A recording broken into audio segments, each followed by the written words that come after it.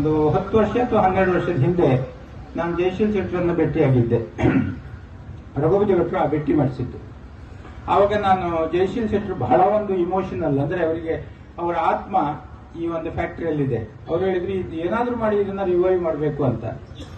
ನಾನಿವತ್ತು ಸುಮಾರು 25 ವರ್ಷದಿಂದ ಈ ಮೊಲಾಸಸ್ ಮತ್ತು ಶುಗರ್ ಬಿಸ್ನೆಸ್ ಅಲ್ಲಿ ಇದ್ದೇನೆ. ಎಲ್ಲಾ ಶುಗರ್ ಫ್ಯಾಕ್ಟರಿಯೊಂದಿಗೆ ನನಗೆ ರಿಲೇಶನ್ಶಿಪ್ ಇದೆ. ಆದ್ರೆ ನಾನು ಬಹಳ ಅಲ್ಲ, ಯಾವುದಾದ್ರೂ ಕಬ್ಬು ಬೆಳಿಬೇಕಂತ ಹೇಳಿದ್ರೆ ಒಂದು ಎಕರೆಯಲ್ಲಿ ಕನಿಷ್ಠ ಪಕ್ಷ 40 ಟನ್ ಬರಿಬೇಕು. ಮತ್ತೆ ಫ್ಯಾಕ್ಟರಿ ಕೂಡ ಕನಿಷ್ಠ ಪಕ್ಷ ಏನಪ್ಪಾ ಅಂತ ಹೇಳಿದ್ರೆ ದಿನಕ್ಕೆ 10,000 ಟನ್ ಕಬ್ಬನ್ನು ನುರಿದ್ರೆ, ಮತ್ತೆ ಕನಿಷ್ಠ ಪಕ್ಷ 5 ತಿಂಗಳು ನೀವು ಕಬ್ಬನ್ನು ನುರಿದ್ರೆ ಮಾತ್ರ 1,25 ಕೋಟಿ ರೂಪಾಯಿ ಬರುತ್ತೆ. ಇವತ್ತೊಂದು sugar factory 10,000 ಕೋಟಿದು 10,000 ton sugar factory ಮಾಡಬೇಕಂದ್ರೆ ನಿಮ್ಗೆ ಕನಿಷ್ಠ ಪಕ್ಷ ಹೊಸ್ತು ಅಂತ ಹೇಳಿದ್ರು 200 ರಿಂದ 250 ಕೋಟಿ ಬೇಕು. ಸೆಕೆಂಡ್ ಹ್ಯಾಂಡ್ ಮಾಡೋದಾದ್ರೂ ಕೂಡ 100 ಕೋಟಿ ಬೇಕಾಗುತ್ತೆ. 100 ಕೋಟಿಗೆ ವರ್ಷಕ್ಕೆ ಬರೋ ಇಂಟ್ರೆಸ್ಟ್ ಅಂತ ಹೇಳಿದ್ರೆ 10 ಕೋಟಿ ರೂಪಾಯಿ ಆಯಿತು. ಹಾಗಾಗಿ ಇದು ವಯಬಲ್ ಅಲ್ಲ, ಯಾಕಂದ್ರೆ ನಮ್ಮ ಮಣ್ಣು ಕಪ್ಪು. ಇವತ್ತು ಇದು ಒಂದು ಪ್ರಾಪರ್ಟಿ ಅಂತ ಹೇಳಿದ್ರೆ ಕನಿಷ್ಠ ಪಕ್ಷ 200 ರಿಂದ 300 ಕೋಟಿ ರೂಪಾಯಿ ವರ್ತ್ ಪ್ರಾಪರ್ಟಿ. ಈಗ ಜನರಿಗೆ ಶುಗರ್ ಫ್ಯಾಕ್ಟರಿ ಮೇಲೆ ಕಣ್ಣಿಲ್ಲ, ಈ ಪ್ರಾಪರ್ಟಿ ಮೇಲೆ ಬಹಳ ಮಂದಿಗೆ ಕಣ್ಣಿದೆ.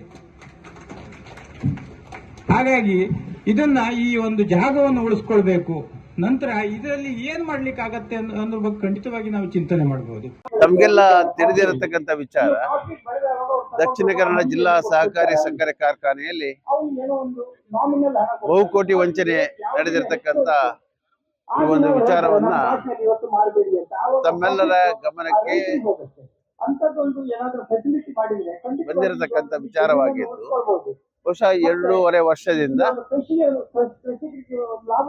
ಒಂದು ಅಂತ್ಯವನ್ನ, ನ್ಯಾಯವನ್ನ ಕಾಣಲಿಕ್ಕೆ ಆಗದೆ ಇರತಕ್ಕಂತ ಹಿನ್ನೆಲೆಯಲ್ಲಿ ಒಂದು ಪ್ರತಿಭಟನೆಯನ್ನ ಮಾಡ್ತಾ ಇದ್ದೀವಿ. ಬಹುಶಃ ಇದರ ಮತ್ತೊಂದು ಆಯಾಮ ಅಂತ ಹೇಳಿದ್ರೆ ಇದು ಒಂದು ಆತ್ಮ ಅವಲೋಕನ. ಅಂದ್ರೆ ಈ ವ್ಯವಸ್ಥೆ ನಮ್ಮ ಶಾಸಕಾಂಗ, ಕಾರ್ಯಾಂಗ ಮತ್ತು ನ್ಯಾಯಾಂಗ ಯಾವ ರೀತಿಯಲ್ಲಿ 2.5 ವರ್ಷದಲ್ಲಿ ನಡೆದುಕೊಂಡಿದೆ ಎನ್ನತಕ್ಕಂಥದ್ದನ್ನ ಜನರ ಗಮನಕ್ಕೆ ತರತಕ್ಕಂಥದ್ದು ಮತ್ತು ಎಲ್ಲರೂ ಅದರ ಬಗ್ಗೆ ಆತ್ಮಾವಲೋಕನ ಮಾಡಿಕೊಳ್ಳತಕ್ಕಂಥ ಒಂದು ವಾತಾವರಣವನ್ನು ನಿರ್ಮಾಣ ಮಾಡಬೇಕು ಅನ್ನತಕ್ಕಂಥ ಸದುದ್ದೇಶದ ಸತ್ಯಾಗ್ರಹ ಇದಾಗಿದೆ.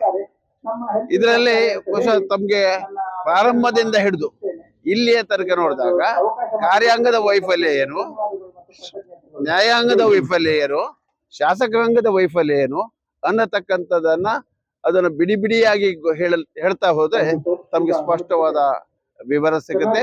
ಬಹುಶಃ ಆ ವಿಚಾರವಾಗಿ ಇಲ್ಲಿ ಚರ್ಚೆ ಆಗತ್ತೆ.